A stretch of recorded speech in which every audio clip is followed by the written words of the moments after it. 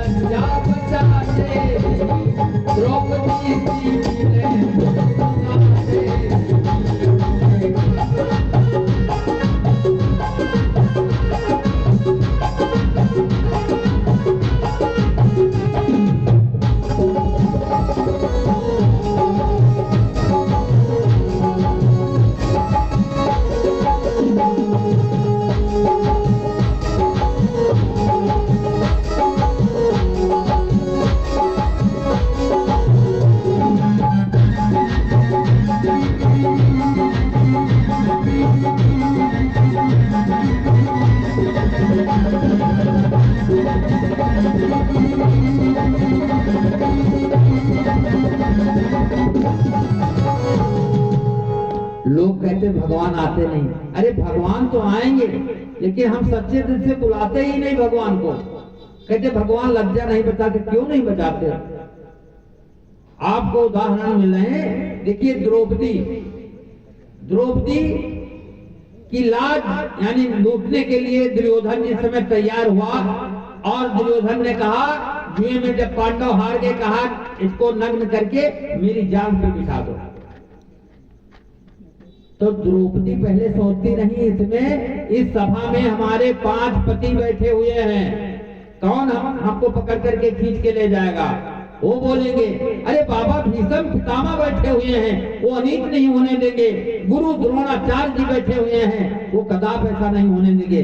जब तक इन लोगों का सहारा रहा तब तक भैया प्रभु नहीं आए ना, नहीं सुना।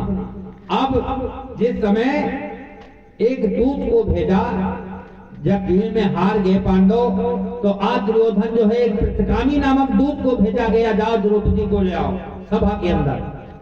क्योंकि द्रौपदी ने कहा था अंधे के अंधे होते हैं, तो दुर्योधन ने कहा आज हम बता देंगे कि ये अंधों की सभा है, और उसको ला करके नग्न करके मेरी जान पे बिठा दो।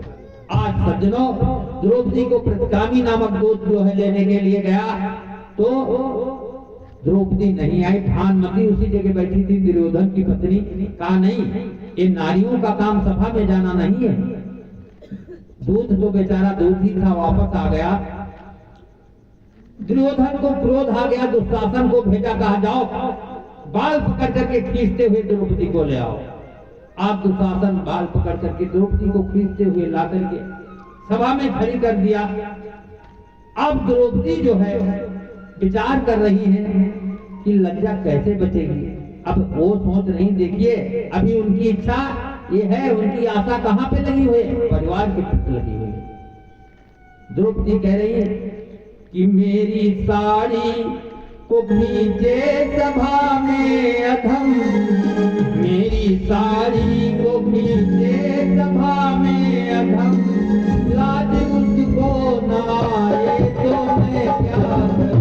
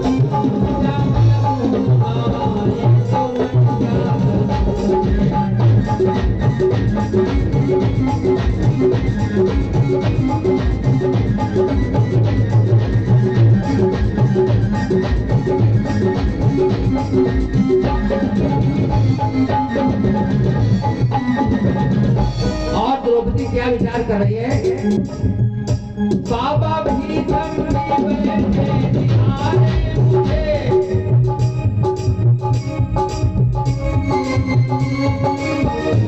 बाबा भीषम भी बैठे निहारे मुझे, और गुरु द्रोण भी कुछ है कहते नहीं।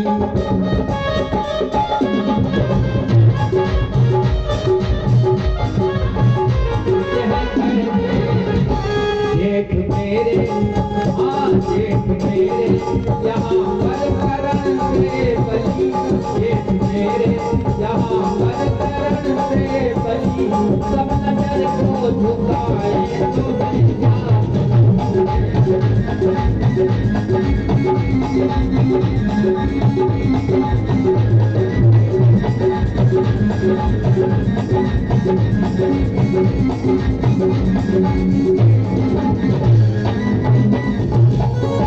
बैठे मेरे पति बात हूँ कौन है, आज दुनिया में कोई हमारा नहीं।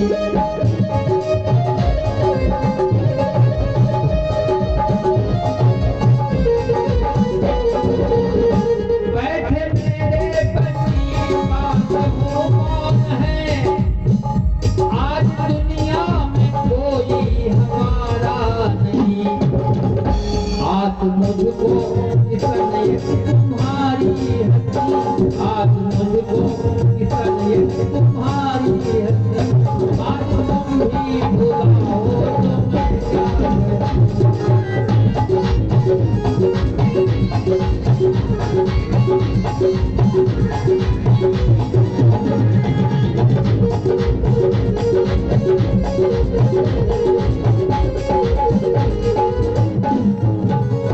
आज जब तक द्रौपदी का ये मन में ये रहा कि बाबा भीषम पितामह बैठे हुए हैं, ये अनैत नहीं होने देंगे, भगवान नहीं सुनी पुकार। और जब दुशासन जो है खींचने लगा पकड़ करके, अब देखा कि बाबा भी सर झुकाए बैठे हैं, गुरुजी भी कुछ नहीं बोल रहे, हमारे देश कर्ण भी बैठे बोल नहीं रहे, हमारे पति पांचों पति मौन बैठे हुए हैं सर को झुकाए हुए। अब क्या हो सकता है? अब जब ऐसी स्थिति को देखा, देखिए कहते लज्जा बचाएंगे भगवान, लेकिन कब? जब तक परिवार बाबा नाना चाचा के बल पर हम काम कर रहे हैं तब तक प्रभु क्या सुनेंगे। अब जब द्रौपदी कहने लगी अब कोई नहीं भैया, तो आज द्रौपदी अपने भाई को पुकारती है, क्या कहती है कि जीवित है जब लो भयवा, एहसान न और का माथे चढ़ई में। धन्य है द्रौपदी। अब भैया की याद किया द्रौपदी ने कि जब तक हमारा भाई कृष्ण जिंदा है तब हम कि जीवित है जब लो भयवा, एहसान न और का माथे चढ़ई में, और गाढ़े में भारी भरोस तुम्हार, तुम्हें तज के कहता गोरई। हे भैया कि पांच पति पर ऐसी गति, यही देश मसान है आग लगई। और ससुरे माँ सब कायर भे, अब नई हर से बिरना बुलवई। आज द्रौपदी सोच रही है कि हमारे ससुराल पक्ष के लोग हमारा सहारा नहीं कर पा रहे हैं, इसलिए हम अपने मायके से अपने भैया की याद करेंगे। आज द्रौपदी कहती है ऐ दुशासन कि खैच दुशासन जोर लगाई के, तेरा हमारी जब सुन पई है। कहती दुशासन कसर न उठा रखो, खैच दुशासन जोर लगाई के, तेरा हमारी जब सुन पई है। तो भौतिक बात में हुई है दबाव, हिरना बन के बिरना चले हैं। नार नदी बन डाकदबा, हिरना बन के फिरना चली है।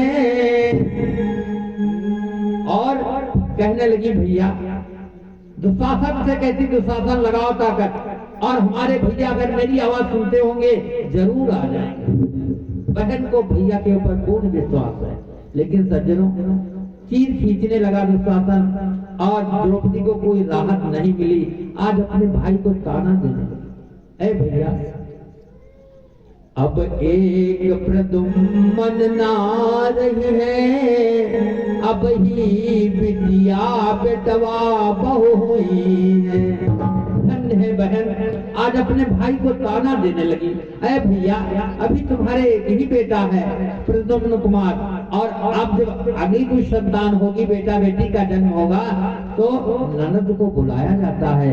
तो आज ताना दे रही है बहन अपने भैया को कि अरे भैया आज जब अपनी बहन की लज्जा बचाने के लिए आप नहीं आ रहे हैं तो अब एक प्रदुम्न ना रही है, अब ही बिटिया बेटवा बहू हुई है। तो सौर पुतावे बदे हमका, तो ही भेद के भौजी जरूर बुलाई है। और जब भाभी बुलाएंगी तो जानते हो ता दिन तो हम आव बना। अगर बहन की लज्जा आज नहीं बचा रहे हो तो हमारा तुम्हारा रिश्ता क्या ही रह जाएगा। कि ता दिन तो हम आव बना, पूरी खाह तोहार बुलाई न पई है। और तू पढ़ लू गोड़वा हमरे, और सौर बिना पुतले रह गई है। आज बहन अपने भाई को ताना देने लगी, भैया आज अगर नहीं आ रहे हो अपने बहन की पुकार पे तो हमारे बहन भाई के जितने त्योहार हैं वो सब समाप्त हो रहे हैं। और कहने लगी भैया कि अइला नहीं वीरन का भैला, अब जातो से हम बोलब नाही। अब तू बहिनी बहिनी करीबू, अब नाथ कभो हम जो रबना। पूस मलय खिचड़ी आई हो, सावन में तो ही बाजी बजे। जरई हम तालम बोलब नाही, और पूस मलय खिचड़ी आई हो, गठरी सर जाए पछोरब नाही। अरे भैया एक बहन भाई का त्योहार होता है सावन में। आप सभी लोग जानते हैं बहनें पूछती हैं अपने भाई के प्रति जो है दीर्घायु के लिए तिजिया का त्योहार कहा जाता है। आज द्रौपदी बहन कह रही कि भैया ये बहन की लज्जा बचाने नहीं आ रहे हो तो त्योहार हम नहीं पूजेंगे। और पूछते जब खिचड़ी लेकर आओगे तो गठरी सर जाए तो छोड़ अपनाई, फिर बहन भाई का रिश्ता ही क्या रह जाएगा। भगवान कन्हैया ने सुना हो, भगवान तो आ चुके हैं, भगवान आ चुके हैं, लेकिन द्रौपदी आंखें नीचे हैं। तो आज भगवान कन्हैया द्रौपदी की कानों में झीनी झीनी आवाज पहुंचने लगी।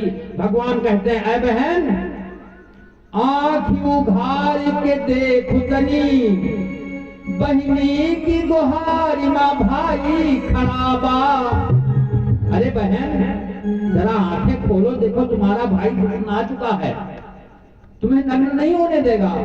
कि आँख उघार के देखो तनी, बहिनी की गुहारी माँ भाई खराबा। और आंचल फार के तू बंधलू, अंगुरी माँ तो निशान पड़ा।